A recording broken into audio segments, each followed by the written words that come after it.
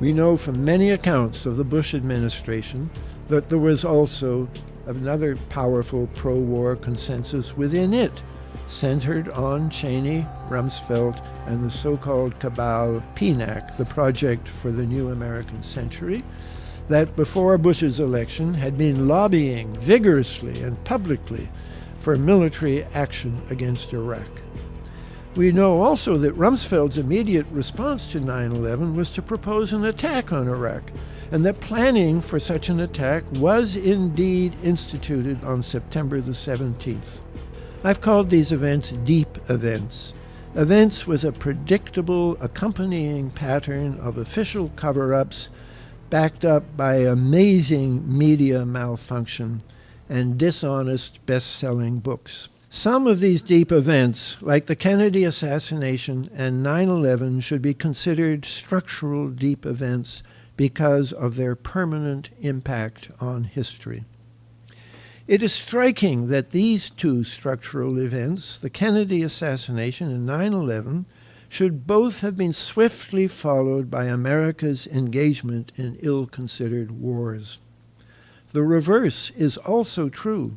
All of America's significant wars since Korea, Vietnam, Afghanistan twice, once covertly and now overtly, and Iraq, have all been preceded by structural deep events. America, I argue in my latest book, has become dominated by a war machine in Washington, a war machine that has been building incrementally since Eisenhower warned us about it in 1961. We now stand 10 years past the midpoint of a century that has witnessed 4 major wars among great nations. 3 of these involved our own country. We have been compelled to create a permanent armaments industry of vast proportions. Now, this conjunction of an immense military establishment and a large arms industry is new in the American experience. In the councils of government, we must guard against the acquisition of unwarranted influence, whether sought or unsought, by the military-industrial complex. The potential for the disastrous rise of misplaced power exists and will persist. We must never let the weight of this combination endanger our liberties or democratic processes. This tragic event of 9/11 was used as a pretext and justification to wage war on an impoverished country in Central Asia. Anybody who has a minimal understanding of military planning will know that you don't plan a large-scale theater war in a matter of 4 weeks. It takes several months and sometimes years to prepare a war of that size. So that the war on Afghanistan was in the pipeline well before 9/11. If Al-Qaeda is behind these attacks, who is behind Al-Qaeda? And I knew from the research I'd conducted on Yugoslavia in particular, but going back to the Soviet-Afghan war, that Al-Qaeda was an intelligence asset of the CIA, and this was amply recognized in numerous documents. And the response of the U.S. intelligence community was, we supported him, but he went against us. We were the sponsors of Al-Qaeda. It was for a good cause. It was to fight the communists in the Soviet-Afghan war, and we sent in the Mujahideen. We trained them in these CIA camps in Afghanistan and Pakistan. We set up the religious schools, the madrasas. We then contracted with our friends in Saudi Arabia to send in Wahhabi missions into Afghanistan to train these people. The concept of the jihad was born as a consequence of the Soviet invasion of Afghanistan. And who gave them the arms, the aid, and the financial support to fight against the Soviets? A lot of countries did, because if the Soviets had won, it would have been even worse, unless you believe that the Soviets should have been assisted or permitted to win. We don't deny for a minute that we helped the Mujahideen resist the Soviets in Afghanistan, but it was the invasion of Afghanistan that precipitated the consequences which we see in that part of the world to this day. Many people, including some of your own colleagues, claim that Dr. Brzezinski is the one who was mainly responsible for the start of the Afghan jihad and as a consequence the rise of the Islamic fundamentalist movement. There are a lot of people in the world who interpret everything that happens in the most dramatically conspiratorial terms. Bin Laden's whereabouts have always been known. Why? Because Al-Qaeda is a CIA intelligence asset and has always been an intelligence asset and continues to be an intelligence asset. We see Al-Qaeda in Iraq, then we see Al-Qaeda in Yemen, Al-Qaeda in Africa. We had subsidiaries of Al-Qaeda virtually everywhere, and wherever the United States needed to intervene militarily, they used the pretext of Al-Qaeda in Yemen or Somalia or wherever, under different names, corroborated by media reports, etc. And in all cases, I can assure you, these are instruments of US intelligence or MI6 or Mossad, and there's a collaboration between them. 9/11 has unleashed a roadmap of war and destruction. We are at the crossroads of the most serious crisis in modern history. I think that's not an understatement. The war on terrorism is part of that process because it gives a justification to wage war on humanitarian grounds, so that you wage the war not against countries but against what they called non-state entities. All this has permeated the consciousness of millions of people. It's created an atmosphere of fear and intimidation, which was then coupled with the coded alert, the color-coded alerts, and Homeland Security, and so on. It was a pretext to wage a war without borders, which in essence is a war of conquest, and it was also a pretext to implement far-reaching changes at home through the Patriot legislation, through national security, protection of borders, and so on and so forth. If the war on terrorism is no longer accepted and doesn't have its legitimacy, the whole construct, military doctrine, collapses like a deck of cards. And that's why 9/11 truth is so important. Thinking about elite political crime and recognizing that we don't classify it and study it.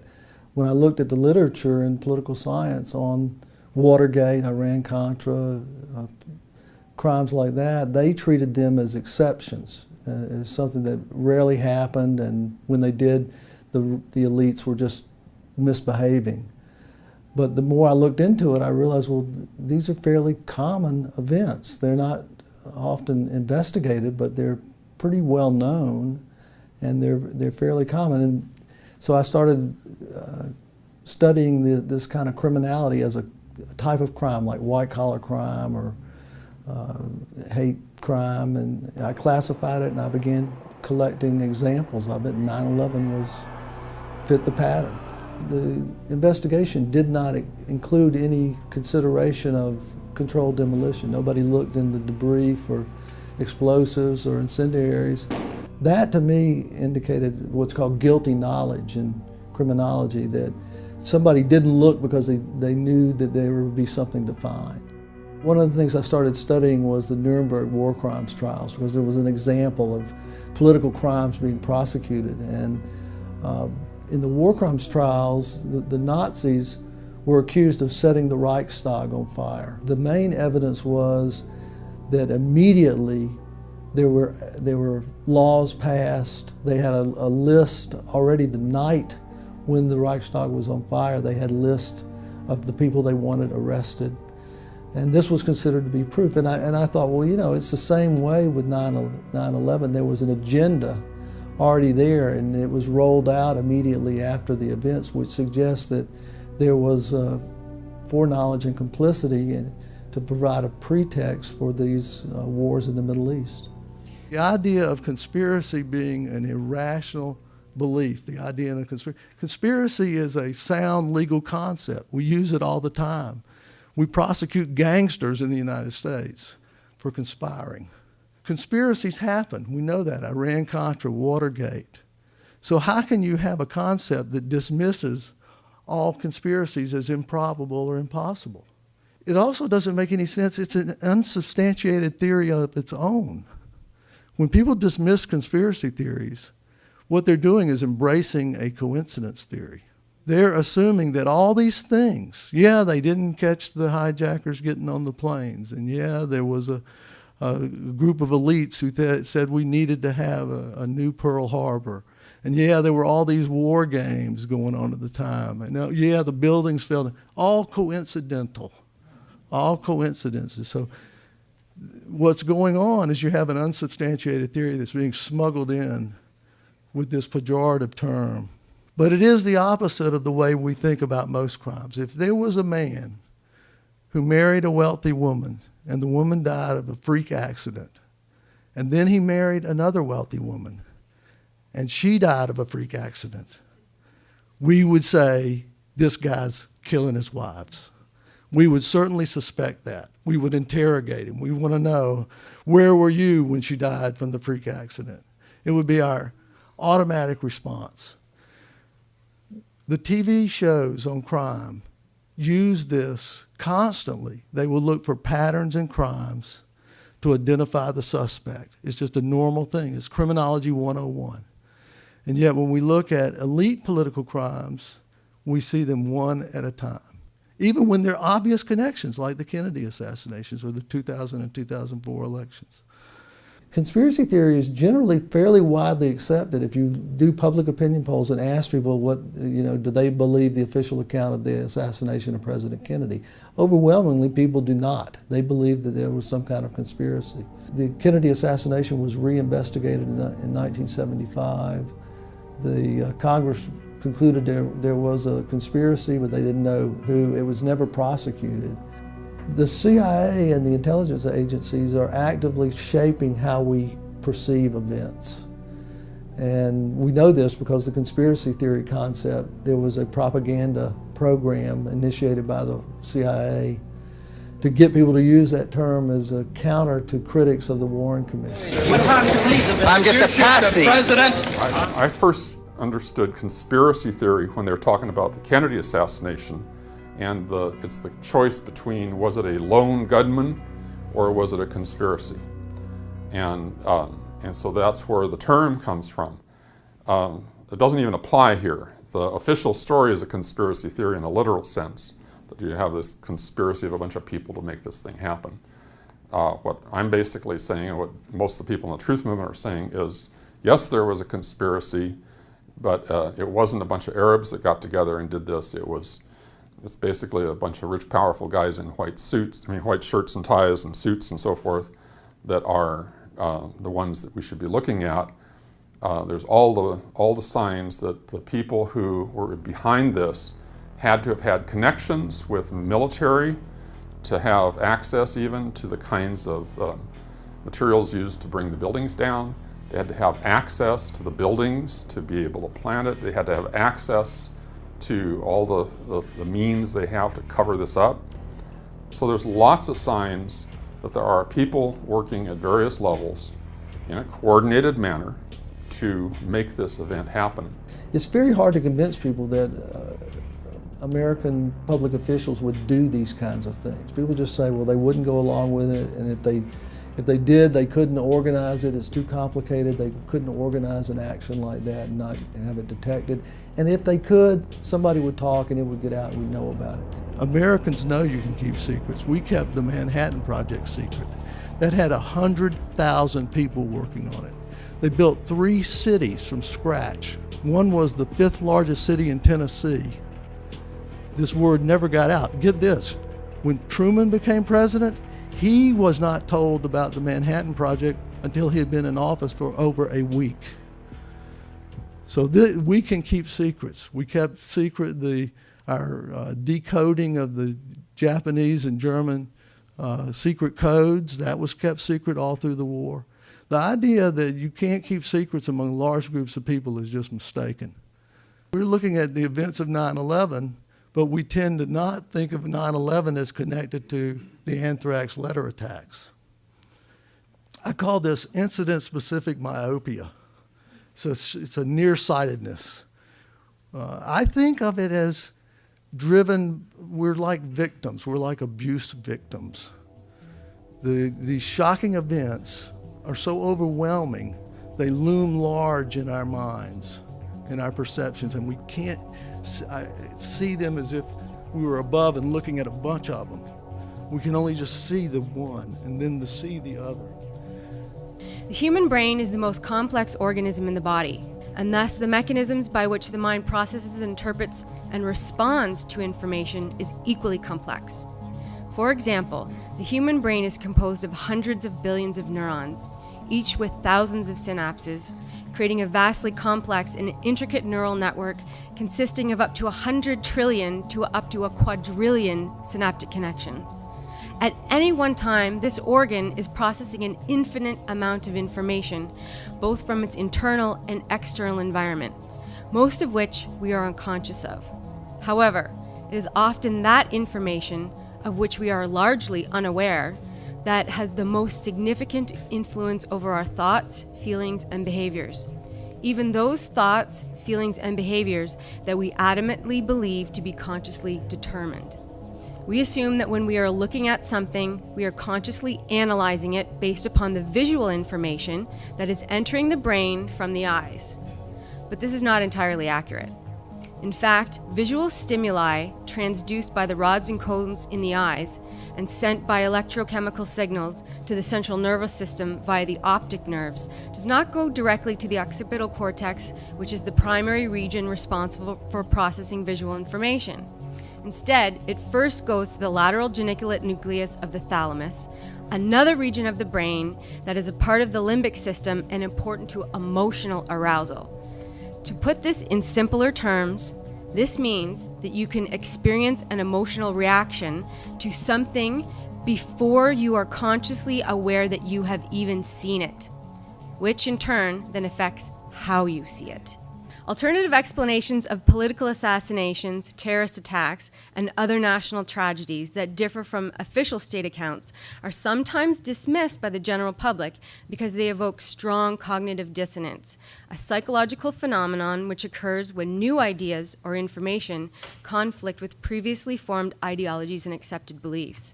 In psychology, a false belief generally refers to one that has been manipulated, often purposely and outside of the person's awareness, and sometimes in a very specific direction or misdirection.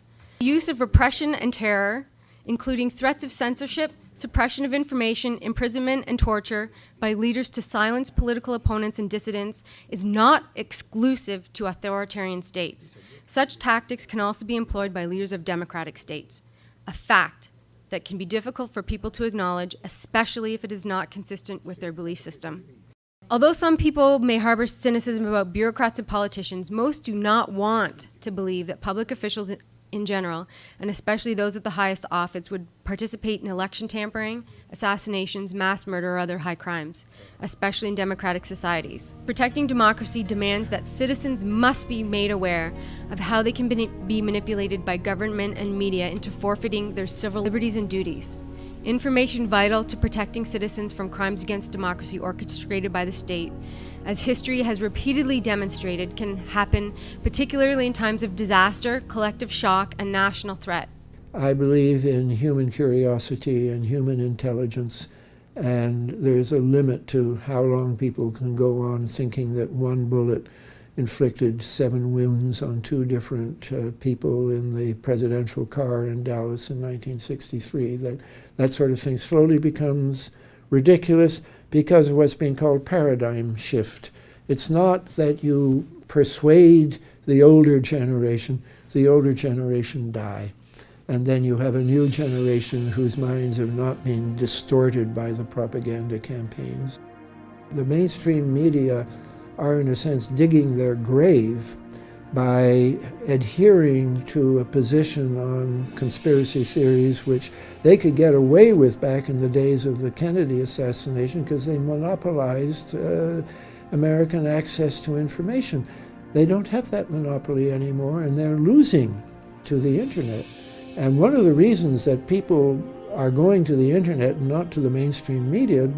If anyone is curious about 9/11, they know they have to go to the internet. So in a sense, I think that technology has become a great ally for those of us who want the truth. This is a big issue. I mean, it's not just the 9/11, it's not just the buildings or the science or the physics, but it opens up into a very, very huge issue out there. And no one person can tackle this issue. But it's my opinion that if you know about it, do something. Whether you're an artist, whether you're a poet, whether you're a singer, you don't have to be an engineer for sure about this. Matter of fact, most of the more brilliant people out there are not engineers. They're very, very intelligent people that know what's going on. So I like to say, not everybody can do everything, but everyone can do something. You can do your little part to help share what's really going on out there. You need to wake up. You need to look at what's really going on, not just the myth, the propaganda. There are ways to bring about fundamental change in the way people think, in the way people coordinate together with government and so forth. And something of that sort is needed in the United States as much as any other country in the world. What does it take to actually trigger something akin to a revolution in a sense? We have a power structure that's controlling what happens in the US government, that's not operating in the best interests of the people of the United States. It's operating in the interests of corporations and a wealthy elite class and so forth. Peaceful revolutions have occurred. Gandhi in India is, of course, probably the first one that comes to mind. There's a book out there called A Force More Powerful. It's a book and a video done at the same time. I highly recommend it. The video focuses on 6 nonviolent revolutions in the 20th century that were successful.